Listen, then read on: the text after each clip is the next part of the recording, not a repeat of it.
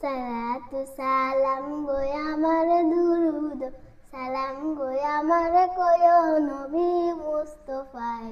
তোমরা যদি যাও গো মদিনায় তোমরা যদি যাও গো মদিনায় মদিনা শরীফের মাটি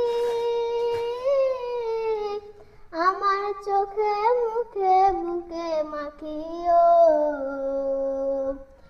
এমন পবিত্র মাটি এমন পবিত্র মাটি আমার নবীর